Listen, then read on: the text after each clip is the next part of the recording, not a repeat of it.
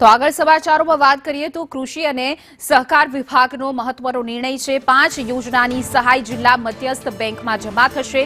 સહકારથી સમૃદ્ધિ પહેલ અંતર્ગત સરકારનો આ નિર્ણય છે। અત્યાર સુધી સહાય રાષ્ટ્રીયકૃત બેંકમાં જ જમા થતી હતી। વરહ કિસાન કલ્પવૃક્ષ ખેડૂત સહાય કેન્દ્ર યોજના અંગે આ નિર્ણય લેવાયો છે। પ્રોસેસિંગ યુનિટ અને કૃષિ મોલ બાંધકામ સહાય માટે આ નિર્ણય લેવામાં આવ્યો છે। પરિવહન ખર્ચ સહાય યોજના અંગે સરકારનો આ મોટો નિર્ણય છે।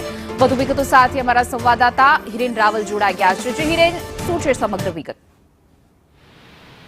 કૃષિ વિભાગ સંલગ્ન કેટલીક યોજનાઓ છે કે જે યોજનાઓના જે સહાય રાજ્ય સરકાર ચૂકવતી હોય છે એ સહાય સીધી રાષ્ટ્રીયકૃત બેંકોમાં અત્યાર સુધી જતી હતી, પરંતુ હવે સહકાર વિભાગ પણ એટલો સક્રિય થયેલો છે અને સહકારી ક્ષેત્રને આગળ લઈ જવા માટે કેન્દ્ર સરકાર રાજ્ય સરકાર જે કામ કરી રહ્યું છે એને ધ્યાનમાં રાખી રાજ્ય સરકારની અલગ અલગ જે 5 યોજનાઓ છે એ 5 યોજનાઓની જે સહાય રાશિ છે એ સીધી હવે રજિસ્ટ્રાર મારફતે રાજ્યની એટલે જે તે જિલ્લો છે એ જિલ્લાની મધ્યસ્થ સરકારી બેંકોની અંદર જમા કરવામાં આવશે, જેથી કરી અને એનું મૂડી રોકાણ પણ વધે અને સહકારી બેંકો આર્થિક રીતે સક્ષમ થાય તે હેતુથી એના ટ્રાન્ઝેક્શનની બાબતો જે છે એ હવે સહકાર વિભાગ સાથે રહી અને સહકારી બેંકો જે છે જિલ્લા મધ્ય સહકારી બેંકો એની અંદર જ કામગીરી કરવામાં આવશે। એ પ્રકારનો ઠરાવ આરોગ્ય કૃષિ અને સહકાર વિભાગ દ્વારા કરવામાં આવશે।